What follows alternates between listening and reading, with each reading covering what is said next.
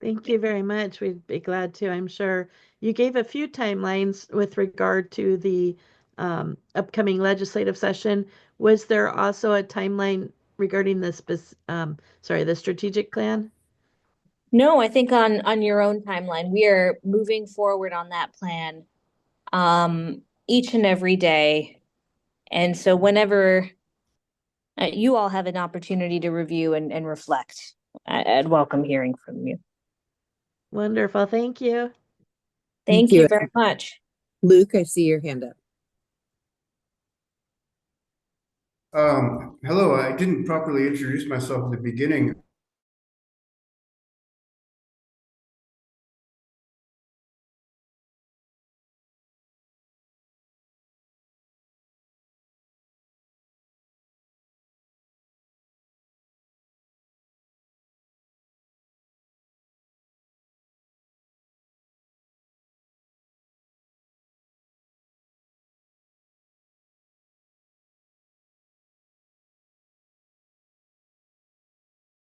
Would really go a long way because this is the moment to act. This is the opportunity to make a difference in these lives. This could be like lasting trauma, but this demonstration from Oregon Health Authority could really make the world a difference.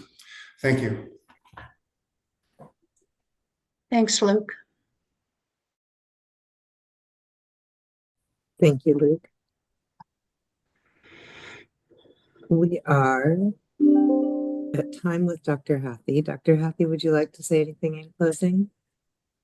No, appreciate that feedback, Luke, and largely agree with you about the importance of this and doing more there. So I appreciate your raising it to my attention. And I don't know what's on the agenda for Ebony. I see she's just joined, but I'm sure she would agree with you as well. Thank you. And thank you, Dr. Hathi, for your time today. Thank you. Take care. Appreciate it. Yeah, thank you.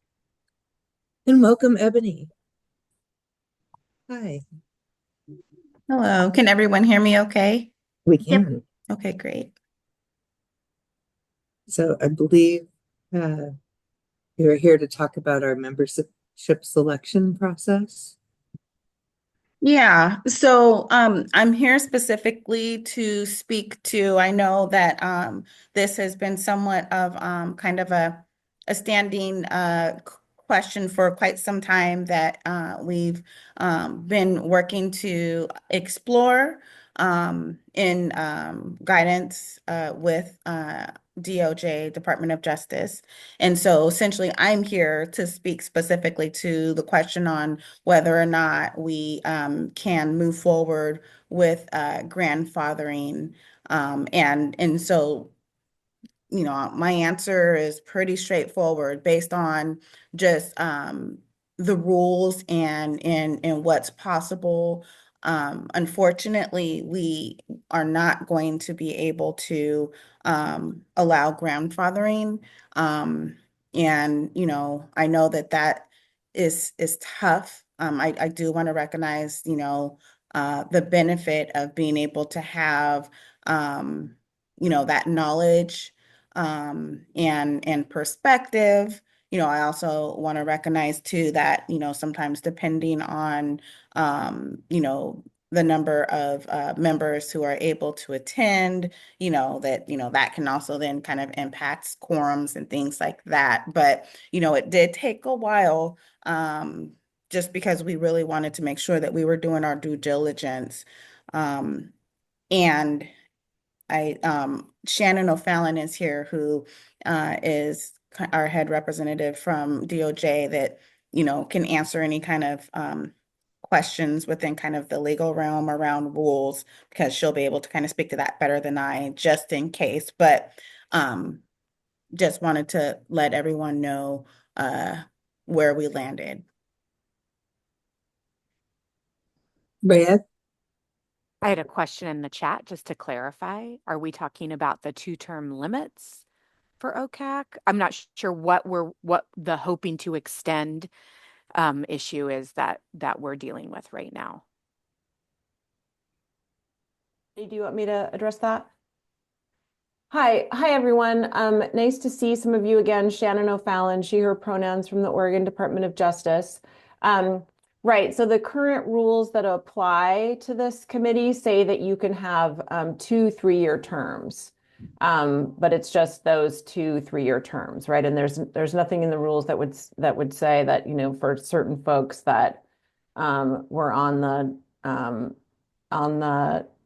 council for at some, previous point in time that they can have a third term. So that's really what Ebony wanted to let folks know. Okay, so we are now a two-term council. Okay. Correct.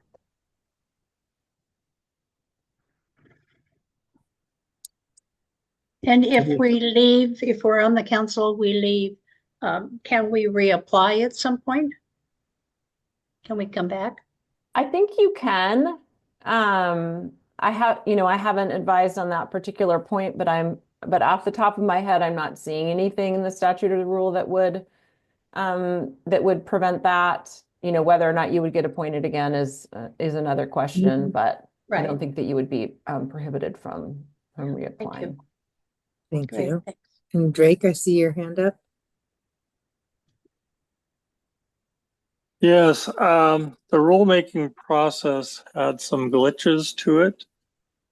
And what got translated into the final rulemaking had a little bit of exclusiveness to it that this issue was not raised. I'm wondering if there was amendments possible to the rulemaking that would add the grandfathering. Since it's only affects a small number of people, it wouldn't be a big deal to add that as a addendum to the term limits.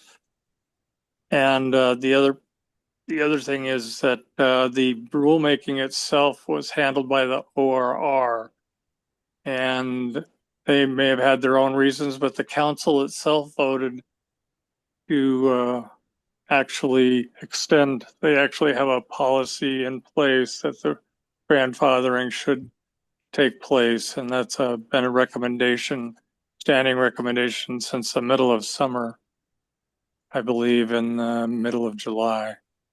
So I'm wondering if those two things can affect the process that you're describing, Shannon. Yeah, Drake, thanks. I mean, certainly rules can be amended. I don't know if that's something that the Oregon Health Authority wants to do at this point, since the rules, were just recently edited, but that would be a policy call for them, for OHA. Do you know who would convene the rulemaking now that the rulemaker is no longer available? Well, I mean, the rules are Oregon Health Authority rules, so presumably that would start with somebody else inside the program, and it may be that Ebony and other folks, managers, would need to decide whether or not to move. Yeah, and I think,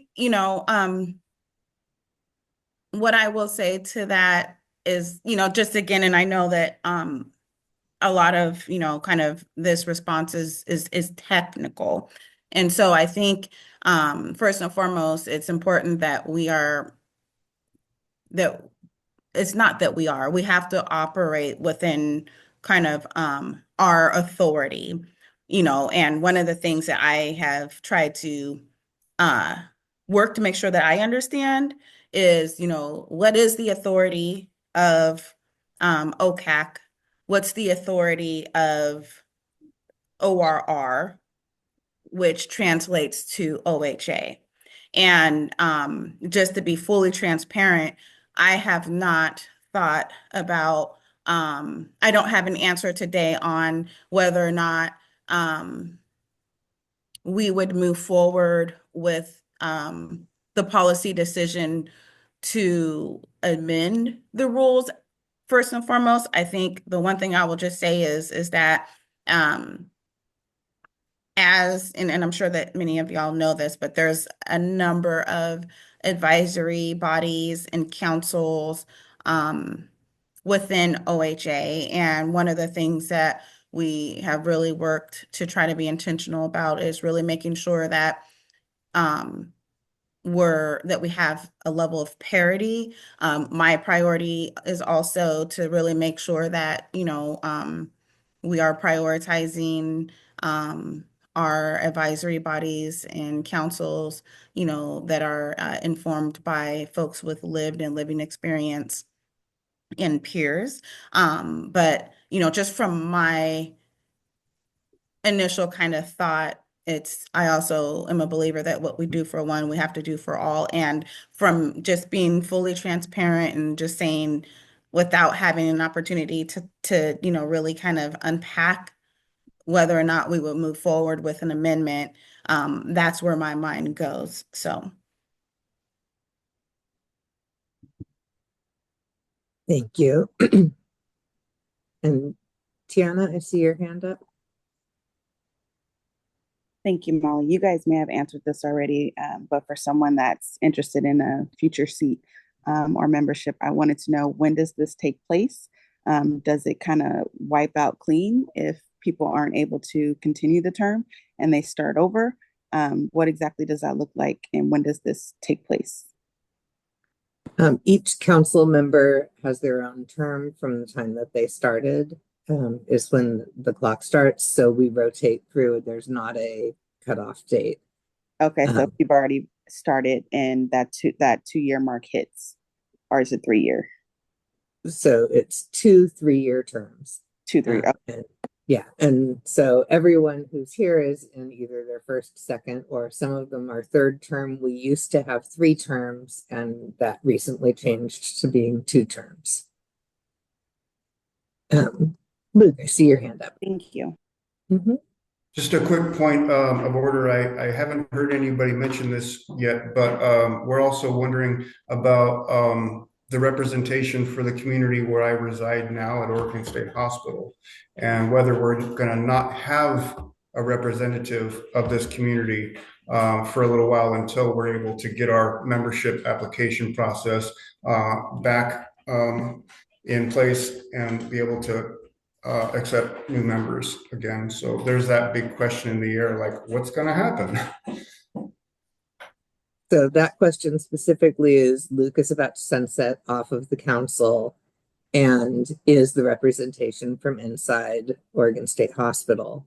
And we're still working on our application process to receive new applications. So there will be a gap between Luke sunsetting and the time that we have someone new, which creates also a lack of ability to mentor the new person.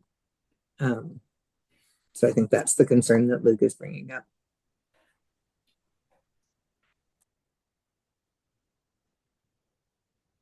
I don't know if there's a.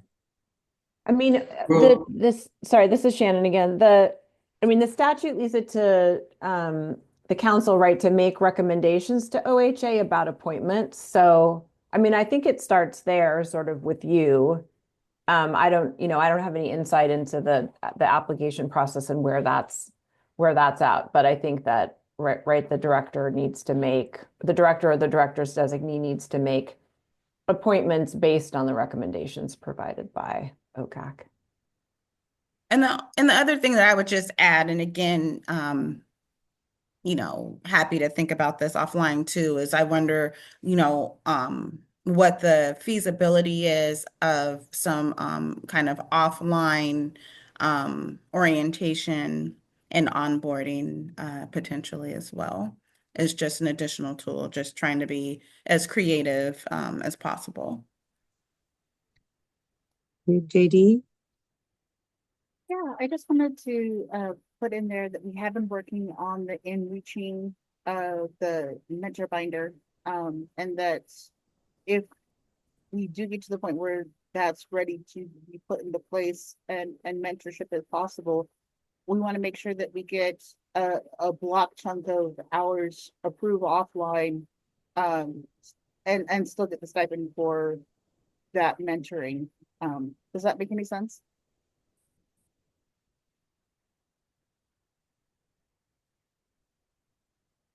No, that makes sense. Thank you. And Drake, is your hand up again or still up? Yeah, I just had a quick question. One of the problems that we've had is meeting quorum. And unfortunately, some of the people that have been most reliable to be here for the votes are going to be some of the people that are going off the council. And I just, wonder if that counts for anything. There are people that don't miss hardly any meetings, and then there are other people who would be, I don't like the term grandfather because it was actually a deliberate decision by the council. And the policy was put in place despite whatever rules there were, and was observed despite whatever rules there were at the time. And I wasn't even on the council when that was decided, by the way. But the actual people that make up the body of folks that actually take this seriously and attend and contribute enormously. In Luke and Laura's case, it's a ginormous contribution to the work of the council. Are going to be, are basically being termed off. I think it was agreed that they would be termed off because they've actually reached 3 terms. But it's that kind of stuff that over the course of actually doing this, that seems to me isn't being given a voice in this. So thank you. Thank you. Yeah, and I'll just say from my perspective, or Molly, were you going to say something first? Go ahead. Go ahead. I was just going to say that, I definitely hear you, and, we actually struggle with that on some other councils too. And I think that as, we look to appoint new members, I think, that's a piece that has to be considered and spoken to in terms of the importance of rather than attendance, it's commitment. And so, I think that, as we're thinking, and as y'all might have recommendations on, who you would recommend to be considered for a seat, thinking about and having conversations around the importance of consistency for the sake of continuity. Thank you. I know we're at the end of your time that you had scheduled for us. We have a little bit more space if you can take it, and you have anything else that you want to share with us. I'll just say that I look forward to, coming to a meeting in January to kind of just talk about, our behavioral health divisional priorities, and looking to, hear from you all just in terms of, thoughts around the GRB and kind of some core areas of focus and priorities within behavioral health to get your guidance, and, we'll have some additional kind of key updates. And so more to come, and just appreciate being able to have a little bit of time with y'all. But I'm actually at a conference out of state, and so I have to hop, but appreciate Thank your you so much. questions and your commitment. Go ahead, I Molly. will request if there are any documents that you can send ahead of time so that we can react to them prior to meeting with you, that would be terrific. Yes, for sure. Will do. Okay. Thank you. Thank you so much Is for your there any time. word on whether we're going to have a new ORR director soon? And that will be one of the updates that will be provided in January. Okay. So thank you, and look forward to coming before y'all in January. So thank you, everyone, and enjoy your holiday that occurs in December, and more to come. Bye. You too. Thank you, Ebony. Thanks, Ebony and Shannon. Bye-bye. All right. Okay. Sorry, Reyes, I'm not fluent in acronym, made me laugh. It's hard to be fluent in acronyms. There are so many. So Jamie Heinz is not here. I'm gonna transfer to the phone, folks. It's been a wonderful time It's together. been wonderful to see your face, Luke. Yeah, Yay. good to see you, Luke. We'll see you on Good the to see you, phone in a Luke. minute. Thank you. Drake, is your hand up again or still up?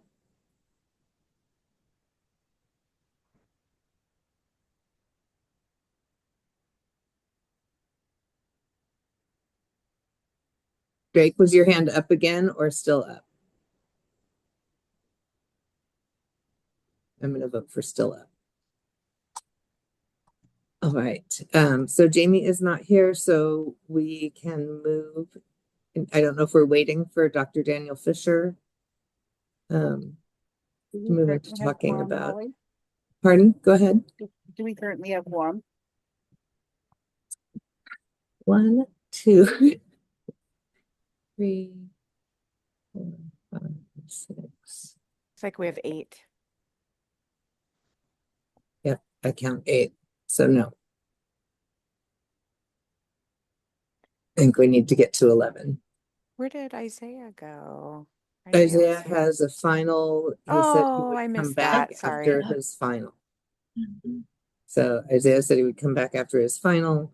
And we were planning on hopefully voting in the 2:30, 2:35 and after hours. So hopefully we'll have quorum then. I don't see Luke back here, and he is really the one who is driving the ECPR conversation. So we could take a break for a moment if people want to, or Okay, okay, let's take 5 minutes and come back at 2:10. Sounds like a plan. Okay, everybody stretch your legs.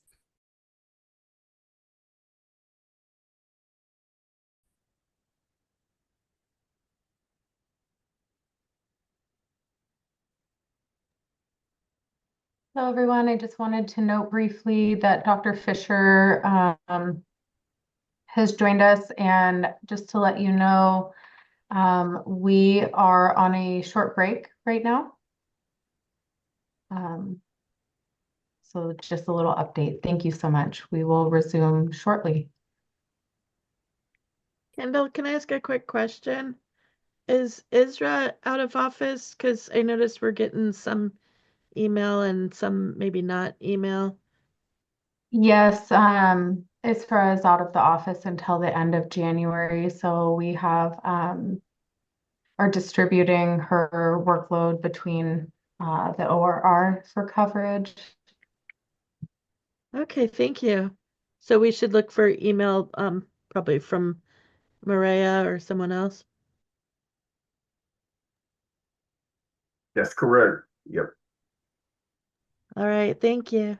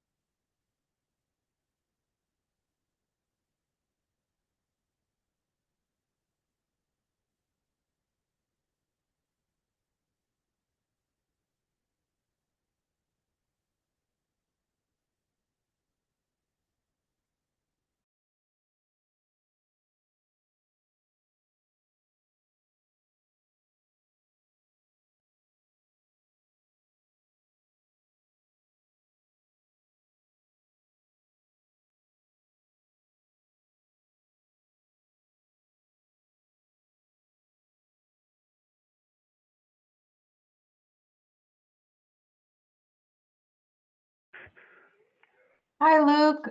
Apologies for the wait. We are on a break right now, just so you know.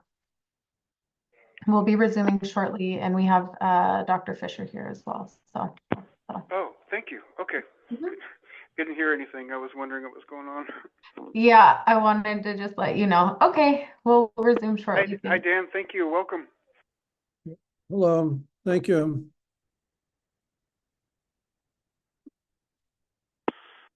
Been a power-packed event today already. Looking forward to what's to come. Thank you. Is that Luke? Yeah, I'm on the phone today. Yeah, good. Yeah, I thought I recognized your voice. Thank you for setting this up. I had the opportunity to be on the laptop for a little while, and there was some good experiences that we had, good topics covered. And if you have a presentation, I'd like to be able to see it afterwards. Circumstances are challenging for me right now. Thanks. I hadn't, yeah, sure. The presentation I'm going to give is really oral. I hadn't really planned on slides, but I could put a slide or two if you think that people would like them. Oh, okay. It's actually better if it's oral. Then I'm not going to be missing as much. Cool. I'm on the phone. Yeah. I just think that when I have 10 minutes, it's not going to be really time to do much other than say hello and ask what they want to hear. What would they like to hear? ECPR, just general history and overview, something like that. Yeah, hi, Dr. Fisher. I'm Molly Griggs. I'm the chair of the Consumer Advisory Council, and I think we met last year in one of these Zoom rooms. I think so. You look familiar. Yeah. Nice to see you. Nice to see you too. I think what we're interested in is sort of an overview of ECPR and how it could be helpful. We're interested in potentially training our council, the Office of Recovery and Resilience, and a handful of peer supporters within the community in ECPR. And so this is so that the council can vote on this, knowing what we're voting on is what we're sort of asking you for. Good to know what you're voting on, yeah. I think some of us have some experience with ECPR and some of us have no experience with ECPR. So I would start from a, blank page. Beginner's mind. Yeah. And we had planned to come back at 2:10, so I think it's okay for us to get started. Fabulous. Yeah. So the floor is yours, Dr. Fisher. Okay. Glad to be here. Yeah, my name is Dr. Daniel Fisher, and I'm the president of the board of the National Empowerment Center and also vice president of the National Coalition for Mental Health Recovery, and help develop emotional CPR, and I'm a trainer and developer of that. I would say it's a way to transform the mental health system. Emotional CPR is one way to transform the mental health system, and the society as a whole, from a top-down authoritarian sort of doctor knows best or expert knows best kind of process, which we're pretty heavily mired down in, to the principles of recovery of life, not recovery from an illness, and those being especially self-determination and hope and authenticity. I don't need to enumerate them for people that have been in this movement. Empowerment. And so we developed this starting 15 years ago, a small group of us. That's the way, I guess, most changes occur in this society or in the world. And we started, one of our motivations was we were so disappointed with mental health first aid. At first, it looked like it might be a promising way to educate, especially the non-health associated parts of society about how one person could help another. But we quickly learned that it was more identify and referral type of training. So what we want and have been developing in emotional CPR is a way for anyone to help anyone else through emotional difficulty. And it's based really on our own lived experience, what we most wanted when we were or when we are, when we would be in emotional distress. And it's no surprise, I'm sure, to any of you that have lived experience or close to people lived experience, it's really pretty simple. We want human beings that are authentic and that are compassionate and that believe that we can recover and actually try to create a safe enough environment, relationship, so a person can do the healing and recovery that is sort of naturally within each of us. And so the C is a little bit catchy. The C for CPR. The C is connect. The E, we sort of cheat a little bit. It's empower. It's really, you have the power within you to recover. And we develop that through the relationship. And the R is not recovery, because we hope that not everyone has to go deeply in the system and have to recover from the trauma of being in the system. Instead, R became with revitalization. There are a lot of R's that it could be: rejuvenation, renaissance, there are a lot of rebirth. I don't know, some start to border in sort of a religious aura, but it is a spiritual kind of practice. We just don't, give that front and center, because spirituality, a lot of people think, oh, it must be a religion you're trying to push. No, we're just really trying to appeal to each person's capacity to heal. And after doing this for, I don't know, hundreds, maybe thousands of different workshops, and each workshop is 12 to 14 people, and of all walks of life. It's probably hardest, the more specific mental health training someone has, the harder it is for them to learn it. They have to kind of unlearn a lot of the traditional mental health training, which is, to be remote and, be very intellectual about it all. It comes from the heart. These emotional CPR comes from the heart. And we find that it's helpful, not just helping people through a crisis, but it's helpful as a way of life. It's helpful in families, friends, workplaces. It's just I think everybody needs to learn how to communicate, especially the nonverbal dimension of communication, the emotional dimension. So that's expanded our work, and it's very helpful for people with substance abuse, because connection is really the opposite of addiction, not abstinence. When people are yearning and need to recover, it was very trauma informed, because the main impact of trauma is numbness and isolation and disempowerment. So we really aim towards bringing people back to life. I mean, it sounds a little spooky.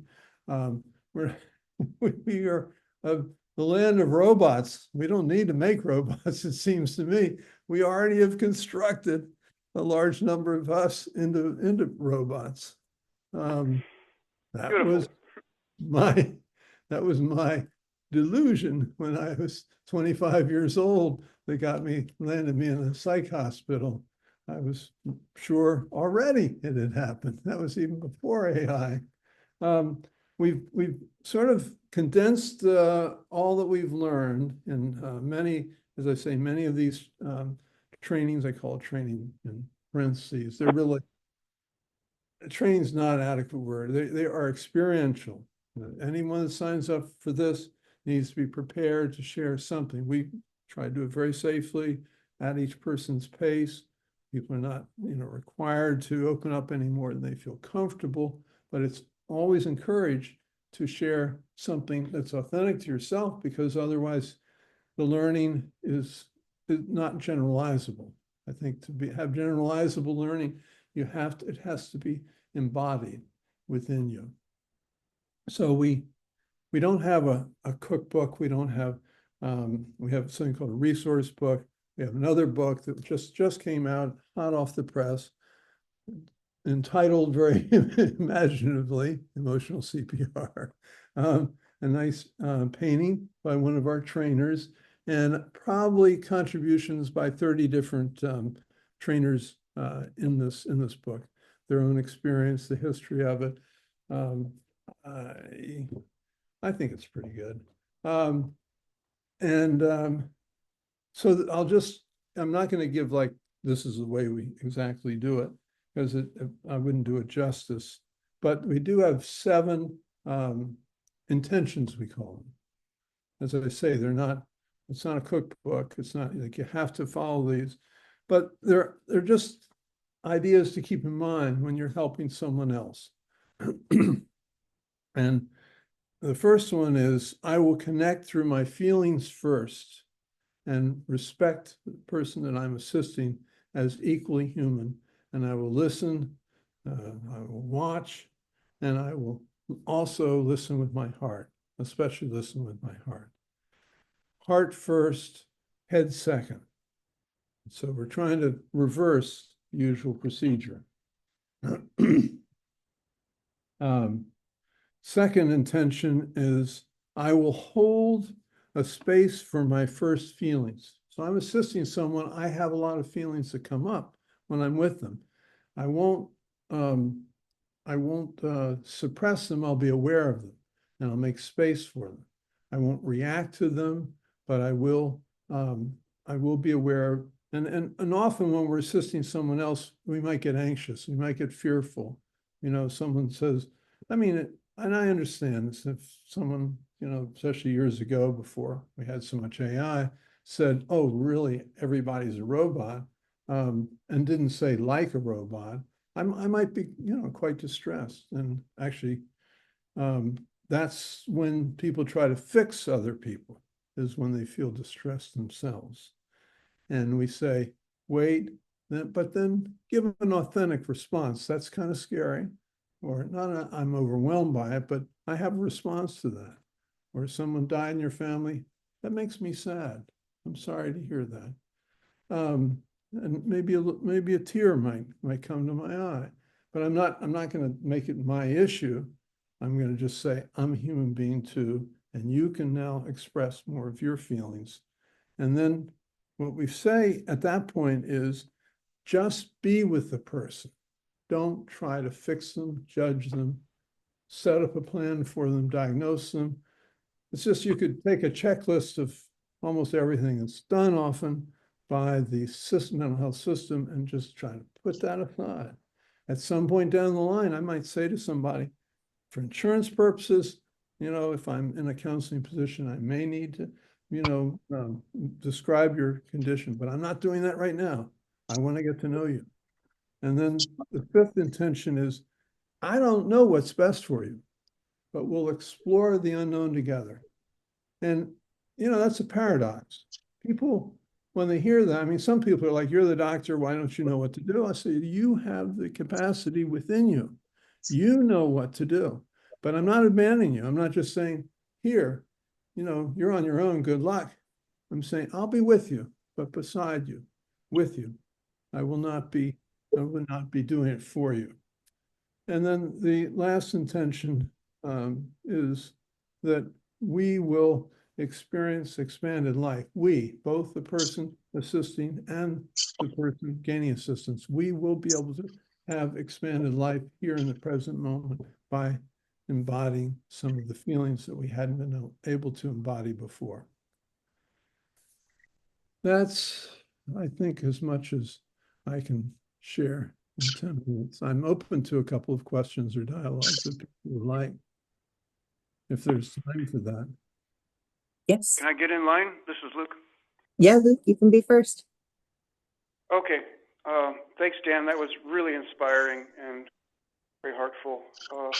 I wanted to ask, do you think that ECPR could really help, could really assist and empower the supporters that are like at run respite houses and like first responder teams in a way that's like that could make a big difference in embracing people in their time of need and crisis around Oregon. And the question is, the book release tomorrow morning. Is the access information on the National Empowerment Center website? People could find if they want to. Yes. And that. Yes, you can purchase it through the National Empowerment Center website, which is power2u.org, power2u.org. That was Judy Chamberlain's own contribution. Yes, this is very good for first responders. That's what we first designed it for, in fact, was first response. Whether they're designated as a responder or they're just the first person responding to somebody's distress. And it's used in some of the respites alongside of IPS, intentional peer support. Those are probably two. And they're, by the way, I find them very complementary. They, I think, with intentional peer support is a little bit more cognitive. We really emphasize the nonverbal and communicating with hands, as you can see I'm trying to do here, and face, which is sometimes hard to do. But yeah, it's very much compatible with other peer work. Thank you, JD. I see your hand up. Yes, thank you. Dan, I had a question for you about what it would look like if, as a council, we move forward and wanted to do a training for the council and members of ORR and potentially members of the community. I heard you say that generally speaking, it's 12 to 14 people, and we're talking about a much larger group. How would that work? Well, it's multiples generally of 12 to 14. I mean, if we had 3 trainers, for instance, we could do, another 7, I don't know, 21 or 22. The reason that we tried not to have it be too big is we do break off into smaller groups to really practice. The practice is a very important part of it. We could do it, in shifts. It could be, 2 different 12-hour shifts, and they can be done, according to like 3 hours at a time, 4 hours at a time, and it can be done by Zoom. And what else about it? Oh, something else I meant to bring up. My daughter, I'm very blessed. Both my daughters are trainers in this. I didn't coerce them into it. They did it voluntarily. In fact, my older daughter, Caitlin Fisher, she's been developing community CPR, which is a great follow-up to this. So people at the end of the 12 hours, they go, oh, that's nice. And I really got to know some people very well. What do we do now?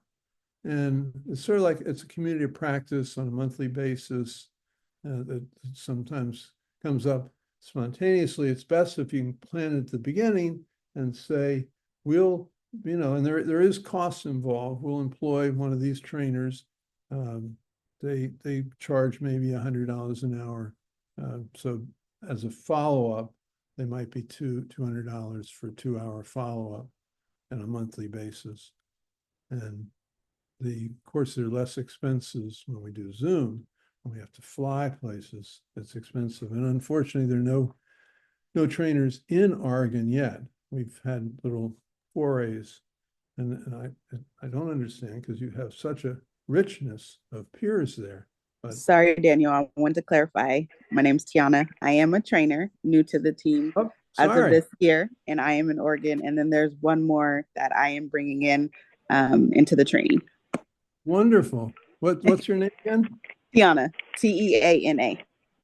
So, Yes, Tiana and I train a lot together, Dan. Hey, this is Bronwyn. hi, Bronwyn. Oh, Bronwyn, thank you for being here.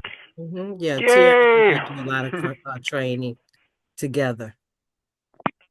I stand corrected. Awesome. And if you can you could bring in, Bronwyn or somebody personally to co-train with Kiona. That's very good, because that's also a way to bring people along the path to becoming trainers. And, ultimately you want to be self-sustaining, and people that live in the area, speak the, Oregon language, um, aren't seen as outsiders as much. Any other questions? And Anyone else have questions? Bronwyn is a trainer who's been doing this for quite a few years. You may have started doing it in Oregon. I'm not sure, Bronwyn. Yeah, I took my first training in Oregon in 2016, and I started training up in 2020 here with Carolyn and Smith deal. I can't even call his first name. Gosh, can't call his first name. Yarrow Carolyn Smith deal. brought me up. Yes. Yeah. Reed. Yeah. Reed, yes. Reed Smith. They brought me up. They trained me up. And then I went on to work more with Carolyn, and we trained in Tennessee. And then I did the BIPOC with Kim. I did several with Tiana. Excellent. Kimberly Ewing, by the way, is the go-to person on this. She's our international coordinator. And if you don't have her email, we can send it to you. Don't have it right here, but she's good at helping to set these up. Any other questions or comments? Dan, you mentioned your daughter Caitlin has been applying ECPR to the community. Yes. Is that right? Yes. Okay, that's really fascinating because in the wellness support tradition that I'm trained in by MHAO here in Oregon, there's the personal wellness support, there's the peer-to-peer, and then there's like neighborhoods and communities. And so I'm really excited to find out whether we can start exploring that area of nourishing and supporting our communities. So let's have some conversations together about the possibilities. And then we, of course, bring it to the planetary as well eventually. Yeah, Thank you so much.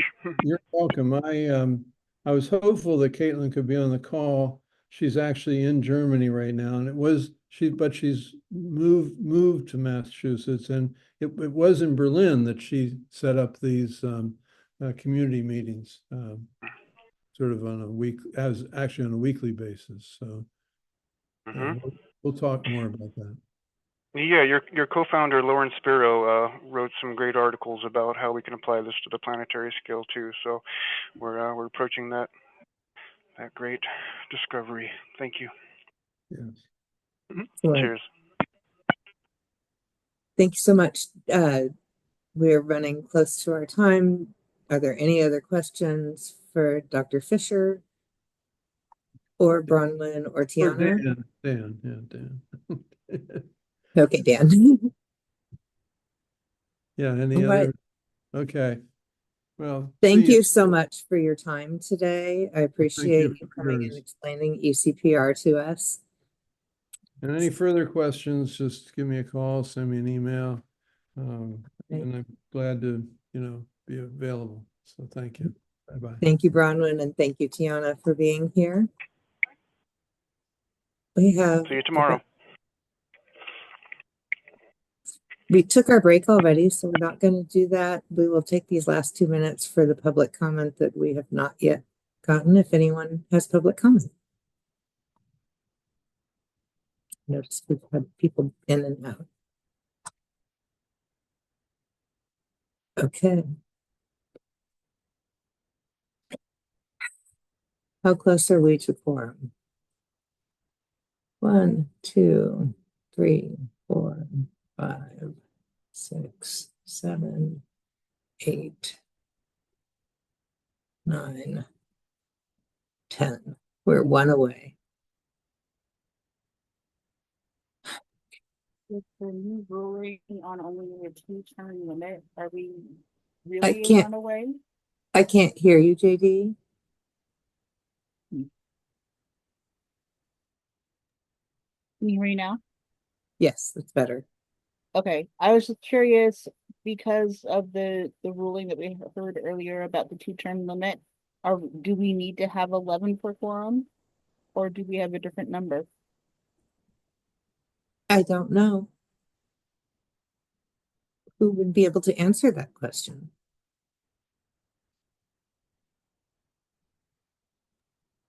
That is a great question. Because based on what we heard today, that would change the membership number. And what would that membership, who are the remaining members that are appointed? Um, so that's the question. And then what does that number look like for quorum? And unfortunately, at least some of those members who are sunsetting are also the members who are here to vote. So it would probably not move. Oh, thank you, Tiana, for putting that in. Can you repeat that, Molly? What you said, some of the members are? Some of the members who are sunsetting because of the decision today are also members who are here and available to vote. And so that we're sort of in a catch-22. I think there's also an issue with the timing of it, because the policy for 2 years would affect people that had been new to the council. In fact, I think up till whenever that policy changed or the rule changed. So it's going to be a case of people going off the council that are already in their 3-year periods or about to approach the end of their 2-year periods. Yes. So that'll, yeah, it's going to change things significantly. So does that mean the people that are in their 3-year periods would immediately be off the council as of January, for instance? And is there a written opinion from Shannon somewhere floating around? Because that's actually kind of a big deal. We can ask for a written opinion from Shannon. I would vote for that if we didn't have enough people. We don't have enough people to vote on anything. I don't. I just wonder if it worked the other way, if they use the rules to, here the suspicion is the rules are extending something that needs to be changed, or the policies are extending something that needs to be changed. It was used in a different way to remove people. If it would still have the same logic to it. So anyways, that's just thinking out loud, but go ahead. I was gonna say, Marquita, I see your hand up. I'm really solution based, so my mind is moving. Are we able to call, I don't even know what to call it. Are we able to call an emergency, I don't know, other meeting after we figure out this quorum? Because we have some really important things we need to vote on this month.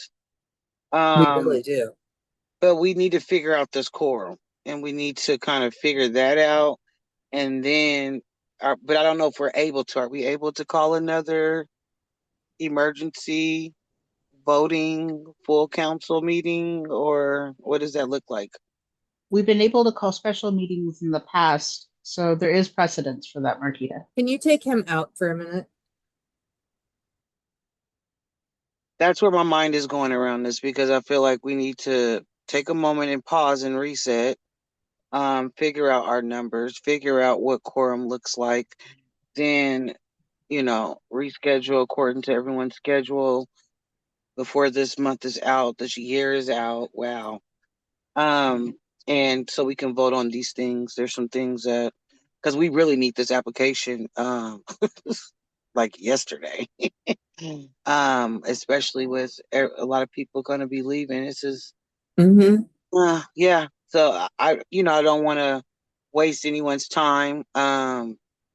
This is a long meeting. And just sitting here, even if more people showed up, would we even still be able to figure it out? Because, yeah.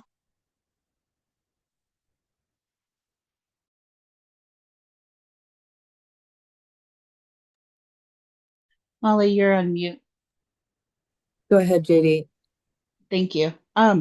Yeah, I think it would be helpful to have an effective date. So if it's effective immediately, if it's effective after the year, that would be some information that would really guide us on meeting quorum today and also at the proposed special meeting. And Mireya. Excuse me, thank you. I think if I may just suggest or just to perhaps maybe go through what you all have in the agenda. You don't need to make decisions. You can still continue your meeting with just perhaps identifying what elements or areas or documents you may need to transition from those who will be retiring from the committee. That is just something that, we may be able to just kind of look at and identify what is needed, what things are needing to be voted on for when we do have that. We identify what the quorum number looks like with the vacancies that we will have. Just a suggestion. Thank you. I think we do have the list of the current things that we need to vote on. Drake in the chat says ISRA has the list of expirations. Luke, I see your hand up. Yeah, one thing that we could attend to is some of the discussion process around those motions today. That could help to move things forward a little bit. The application in particular had some discussion pieces around clarifying what we want in there before it's voted upon, for instance. The other thing I was going to mention was that when I raised the point about no representation for this community, the understanding that I kind of received from Ebony and Shannon was that it's up to the council whether that would be extended until we could bring in another member aboard from this location for this population, if my understanding was correct.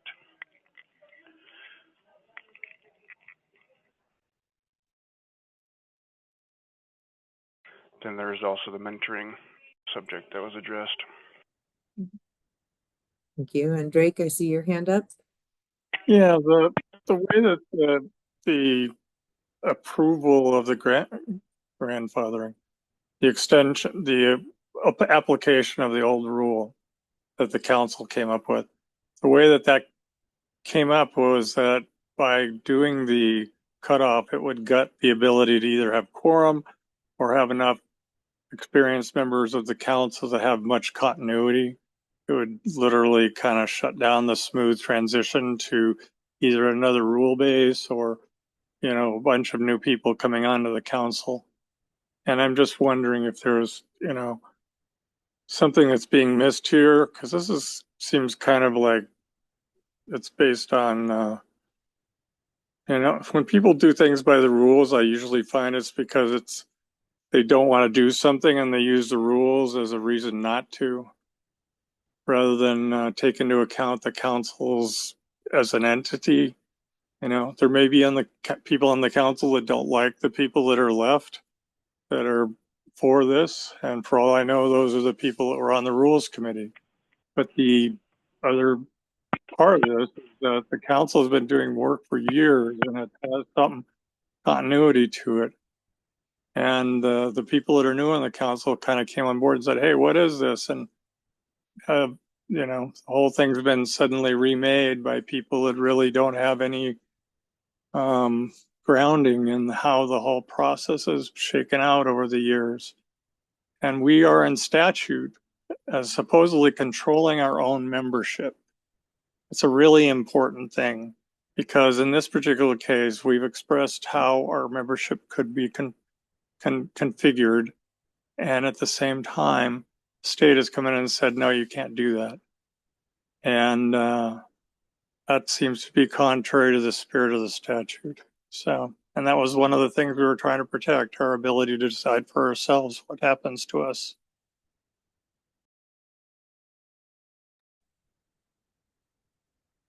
Thank you, Drake. Marquita?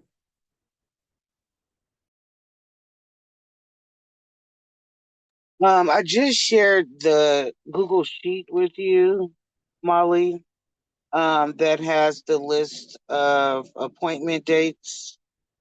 Because I'm working from my phone, so it would have been too hard for me to share my screen. I just made you an editor of the sheet and sent it. You're muted. I'm looking for the invite, but I don't see it.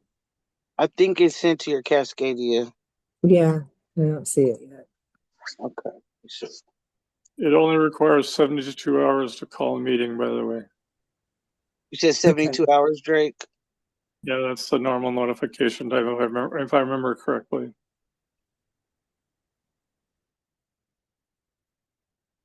I'm not seeing it, Marquita. I'm gonna share it in a different way. I'm gonna send the link to you.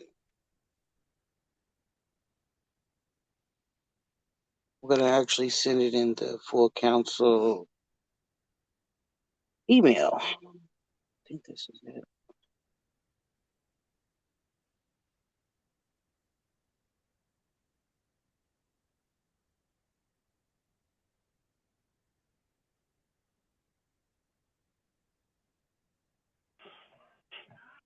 I want to express my gratitude to all OCAC members that showed up today. Yes. Taking it seriously. Appreciate that.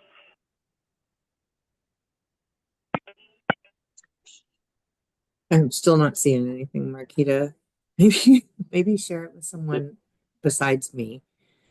Maybe she could do a share screen. I just sent it to the email to everyone. Okay. We're under the full council thread. So hopefully one of you there's receives I've been trying to look at it myself. It is unfortunate that we're gonna be losing a lot of people. It is. I also feel like it's gonna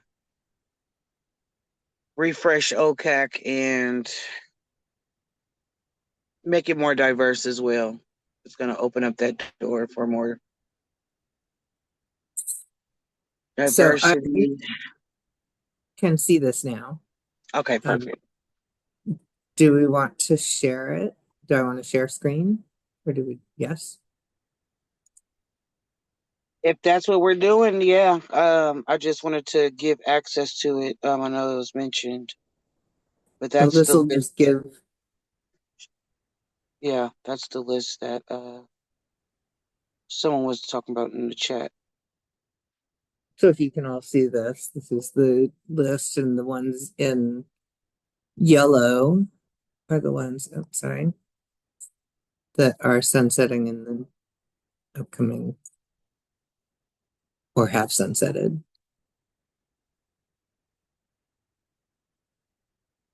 There are no.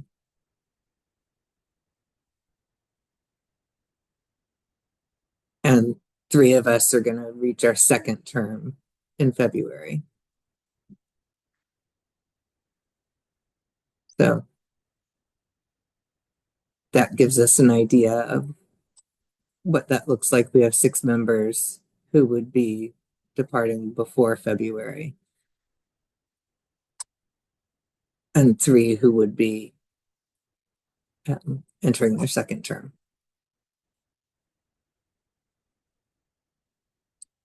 So, Marquita, is your hand up again?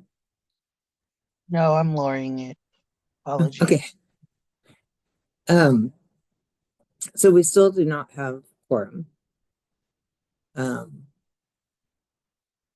And we still have questions about the number of people. I don't know, I like the idea of maybe calling a separate meeting to vote if we can. And I'm willing to reach out to people and ask them to RSVP.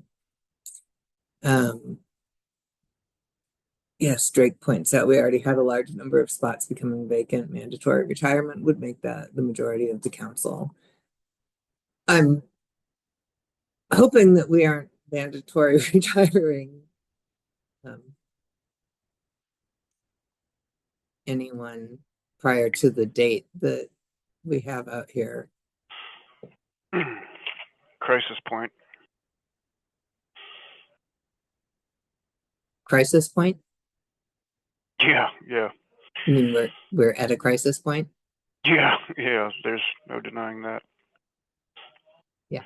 I don't see that we're going to be able to schedule a special meeting by the end of the year easily with all the holiday commotion. We do have our planning and strategy meeting coming up at the beginning of the next year, next month. And I mean, why do a special meeting when that's our next opportunity anyways? I don't know. It's just my thoughts.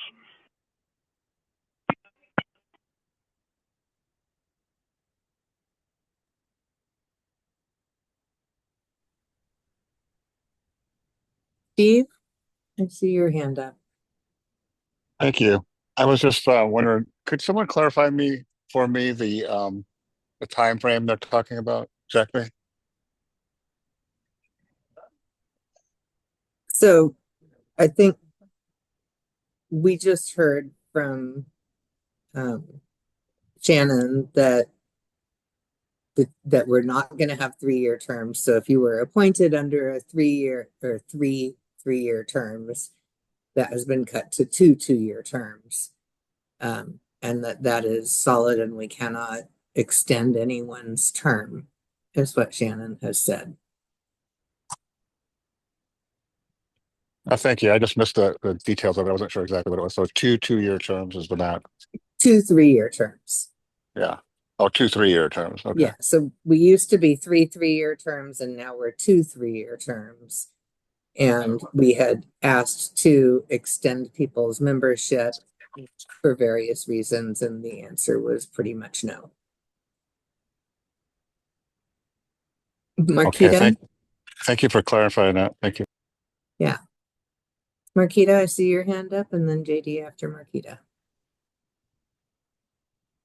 I'm gonna have to get off shortly.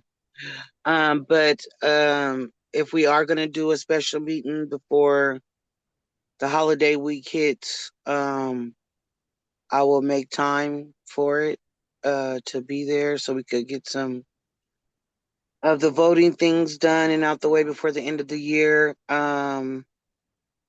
If not, we should be ready at the beginning of next year to vote on it. But I do appreciate everyone's time, everyone's insight, wisdom, knowledge. I think it's a pretty bittersweet day today. Just our last meeting of the full council of the year, losing a lot of people. I do appreciate everyone. And so, yeah, I'm going to be heading out, and I'll wait for the email to see if we need to have will we be having our meeting tomorrow? With Mariah? Am I Yes, saying it right? with me. Yes, will we have our meeting tomorrow? Yes, it is on my Perfect. calendar. I will be there. All right, I think that'll be a great place to kind of figure some things out too, if it's not figured out today. Appreciate you guys. I appreciate you, OR. Yes. Hey, Marquita. Oh, go ahead, Rhea. I'm sorry, I'm in the midst of a lot of chaos, so I can't raise my hand, etc. But I just wanted to say this. I'd like to propose offering up the next trauma informed system subcommittee meeting time, which is an already established meeting time, to have a voting meeting if that's what we need. I don't think of work on our agenda that we can actually accomplish at that meeting for that subcommittee, if that would be helpful to not create a new meeting time, but to have it in a meeting time that is already established. Thank you, Rhea. Great idea. So smart. We so Appreciate that. JD? Ray, did you hear from Ashley that she can't present? Pardon? Is that what you're saying? I haven't heard did from you- anybody about presenting in December. Okay, Ashley Teeters was scheduled to present about the Lotus House in December. So if that's changed, that's great. But that is kind of a high priority also. Yeah, so that would be like a 20-minute presentation. That would leave us 40 minutes to be able to vote. Good. If that's possible. Sounds good. JD? I believe you've had your hand up. Thanks. I appreciate that. Yeah, I was looking at the calendar, and our options for having a special meeting are either taking the slot that Rhea just offered, the 16th or the 23rd, if we want to do before holiday seasons.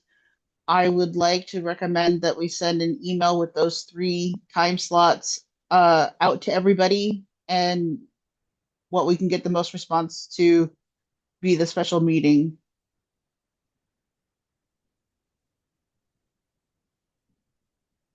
You're suggesting like a doodle poll or something?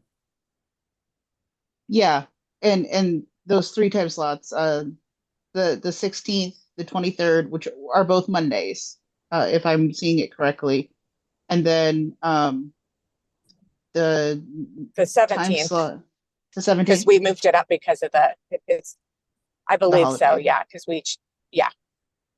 Awesome. Thank you for finding that faster than I could, Rhea. I appreciate it. So yeah, those are the 3 times that I can see on the calendar that aren't otherwise spoken.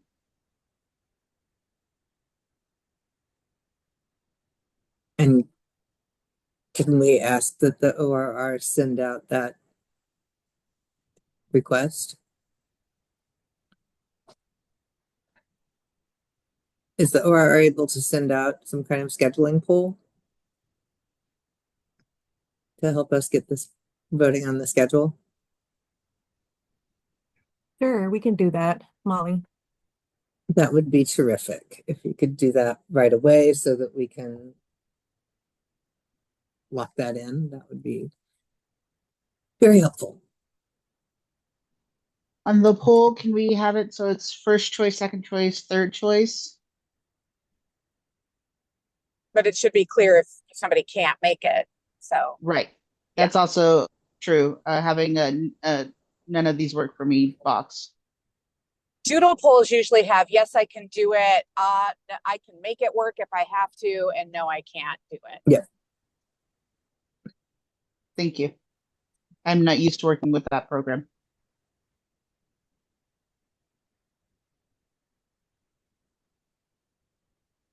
All right. Do we have other questions? Anything else that we want to talk about? I have something, Molly. If you haven't already looked up your House and Senate representatives and added them to the Google spreadsheet, please do so. I can relook up that website that allows you to type in your address and it tells you, but it'd be really appreciated if I'm going to continue to move forward with doing the behind the scenes works to getting advocacy day done for March. I'm going to need that data. I felt that. I'll do it. Tiana, I see your hand up. Oh my goodness, I've missed being in these spaces with you all. The reason I'm still here too is just because I wanted to hear more about this big decision they made. Some of you may be aware of the big decision in trauma they caused with the another committee, the 988 committee. I was on that and it caused some huge disruption. And so I'm listening to make sure I want to apply when a seat becomes available. But how does this change affect the committees that Laura Rose mentioned? If a lot of the members are leaving and they're on those committees, does that mean those committees are being shut down, put on hold, or, and is that another question that they'll have to answer because of course they didn't think about it? I feel like that's a question that we will get to answer. That's a really good question. Yeah. There's so much that this affects. Yeah. The one thing that I will say is I did hear them say that there is no reason why you can't reapply.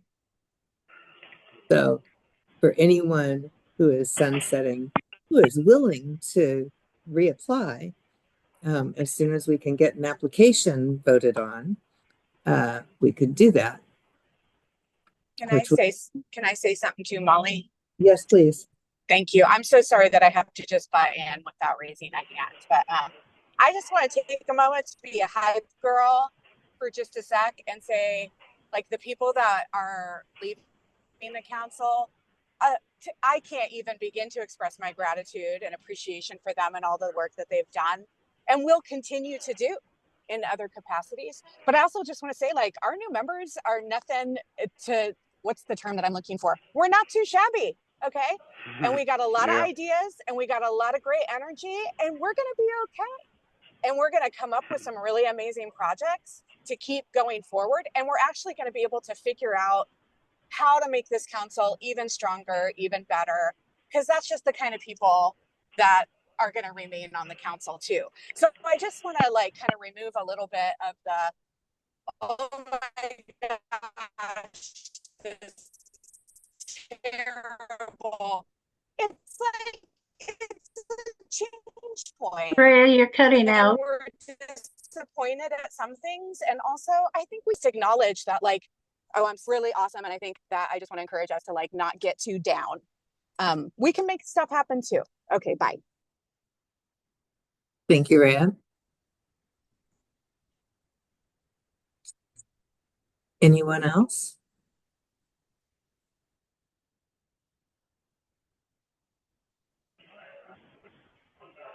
Yeah, I wanted to point out that Shannon also mentioned that the rules were changed, but they can be changed again. There was a rules advisory committee, and I'm not sure who was on there. It seemed like the changes were made largely without the council's blessing, but they could be changed again, and she made that clear for what it's worth. I thought she did also say if they choose to open up the rulemaking again, that's within their purview to decide to do or not do. And Drake, I see your hand up. Yeah, I just did say that they would discourage that. And at least that was from Shannon, at least. I mean, the problem is that Ebony already basically allowed Laura and Luke to stay until there was some final determination of it.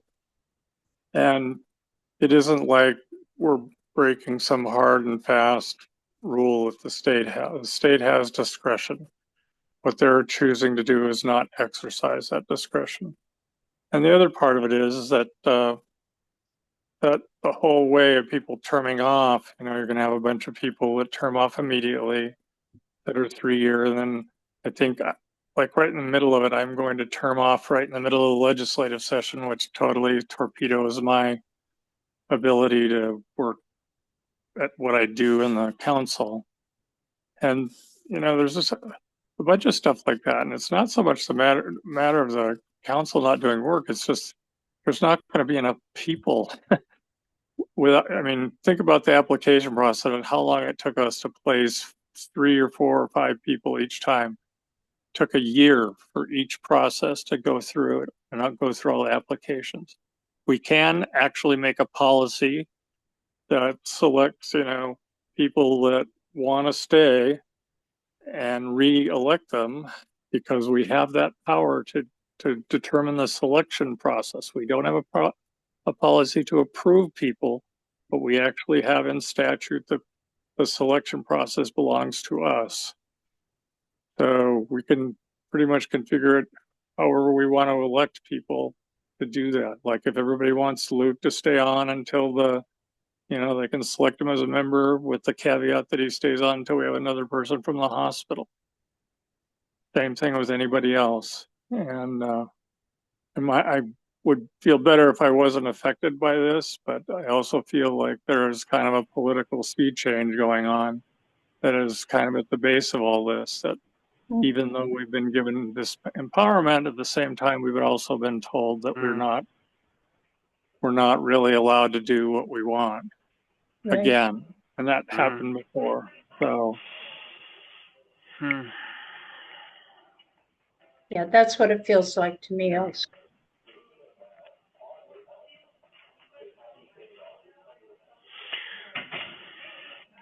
One more time, we don't know what's best for us. They'll make the decisions. Yeah, Rose, I think there's a bigger hammer around the Department of Justice.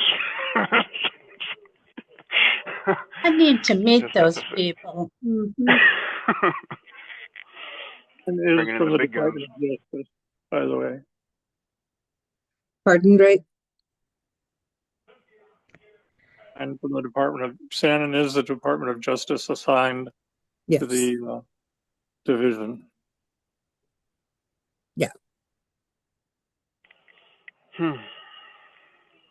Okay, we do not have quorum, so the next thing on our agenda would be committee report outs.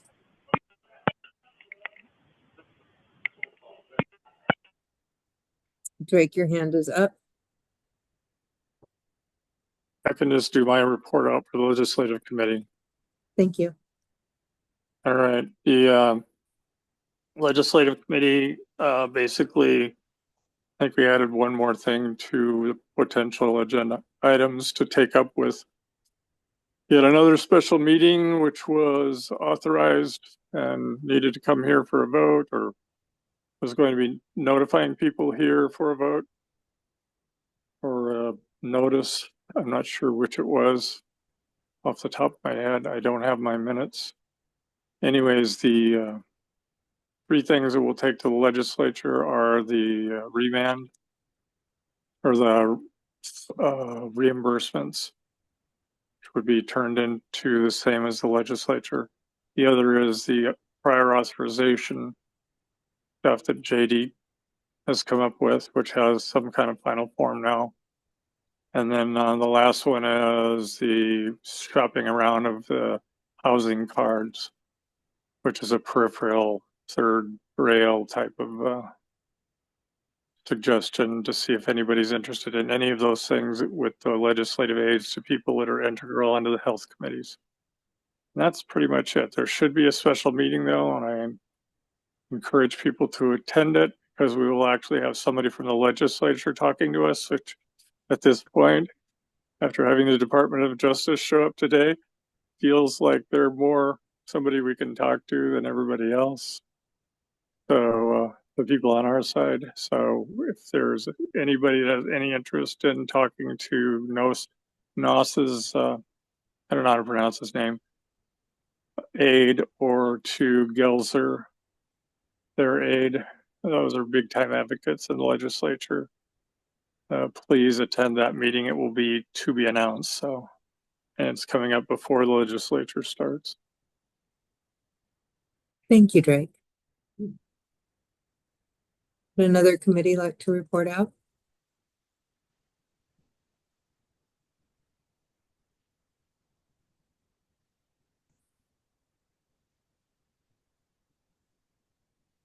JD? Hey everybody, I'm reporting out for the ARPA. We delayed it due to some scheduling concerns, so we haven't met yet since the last full meeting. We'll be meeting Friday the 13th. Hope everybody can come and share updates on where we're at on different projects, as well as bring up any new ones. Thank you, JD. Anyone else? Was that ARPA update? That was ARPA. Oh, I wanted to speak about ARPA just for a moment, if it's okay. Go ahead. Something came to my attention that alarmed me during our executive committee meeting, and I know we can't vote today, but I wanted to move that in the near future we'll be able to address the topic about offering a little bit more compensation for our fiscal sponsors that have put in more effort and support than they've been than was in our original agreement, and it's just consistent with industry standards that that be the norm, especially like with expedited processes. Also, that is included in what the fiscal sponsor receives. So it's a matter of high priority, in my opinion, that we address this soon. Thank you. Thank you, Luke. Jake, is your hand back up or still up? And Luke, you too. Okay, Luke's went down.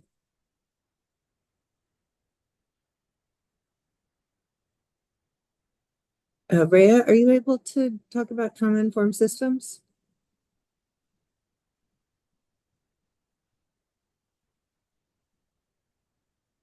I lost you. I don't have anything new to report.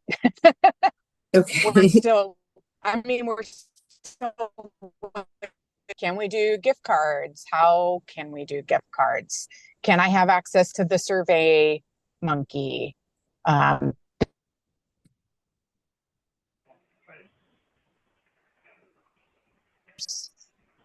don't know if you're talking, Rhea. We can't hear you.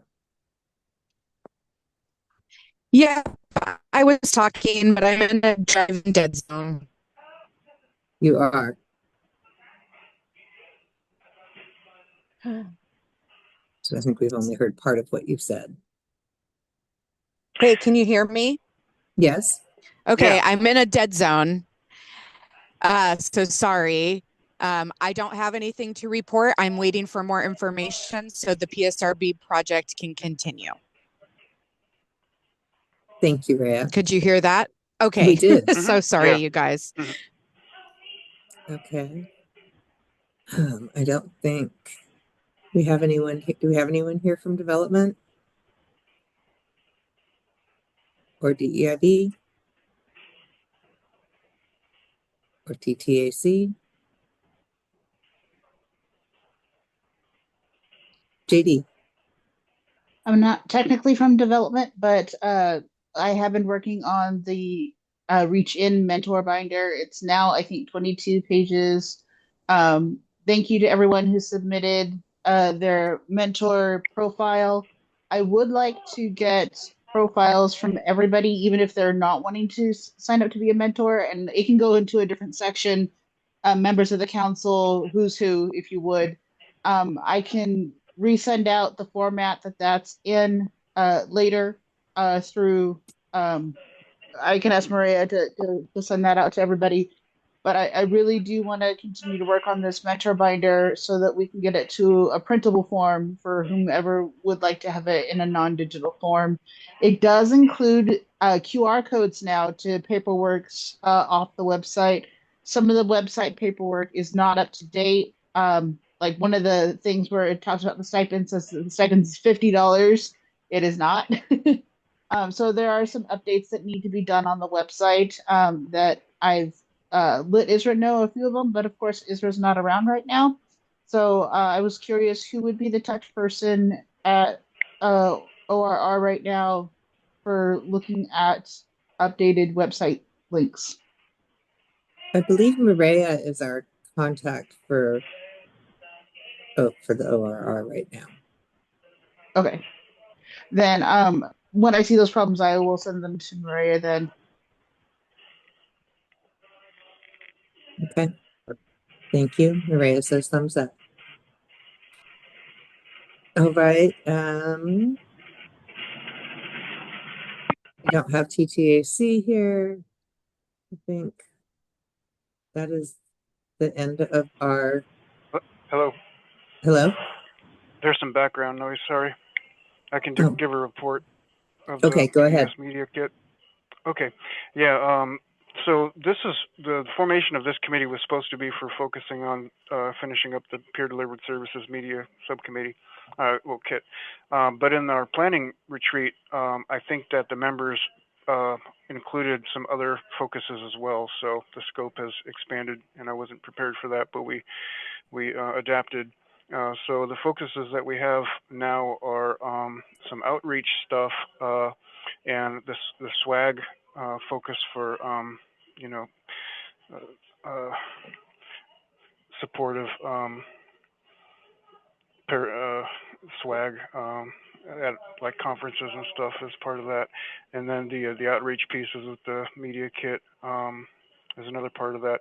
What I was hoping to do is I don't know if Angelina's still here, but I was able to get the attention of the Stronghold, and there is some interest in taking one of the 7-seat committee spots for selecting new members, and that's really a good step forward. Hopefully, we can fine tune that process and get the 7 members in there and move that forward. So there has been some progress in some areas, and the spreadsheet that's available online for our contacts for outreach and networking is filling up slowly but surely. Hopefully, the PSRB survey activity doesn't get delayed too much. I think that we can move forward with some of our contacts in the communities to get that going even before those gift cards are ready, because some people are willing to do it without that being part of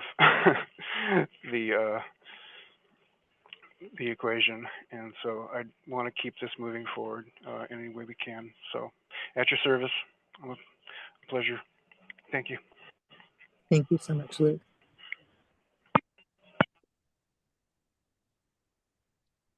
Any other updates?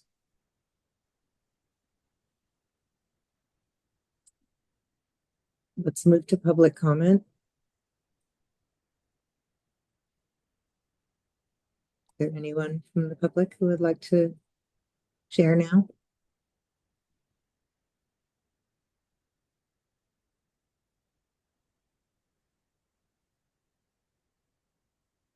Okay. I do not see any reason for us to continue to hold space in this room since we cannot vote, which is what we need to be doing. So I'm going to summarize. My understanding is that the ORR will send out a scheduling poll that will allow us to choose one of our next upcoming meetings to try and be a voting meeting. Then we will try and meet at that meeting and vote on the topics that were listed on today's agenda. If we are unable to do that and make that work, the next voting opportunity will be the full council strategic planning meeting on January 8th, which would be unfortunate, but is the next option. Did I miss any of the core pieces there?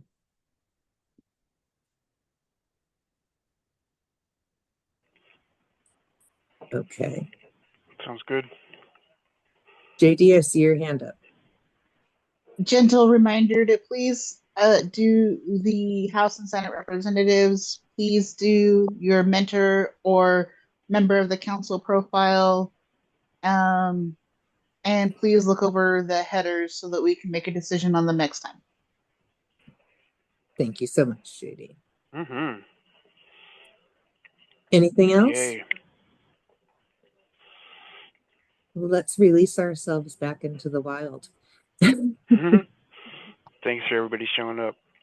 Thank you, everyone. I really appreciate those of you who showed up and those of you who stuck it through. And we will continue to encourage people and hopefully get some cohesion going so that we can make some moves. Thanks, Molly. Thank you all. Yep. Thanks, Molly. everyone. Thanks, Molly. Have a great day, everyone. You too. Thanks for joining, Tiana.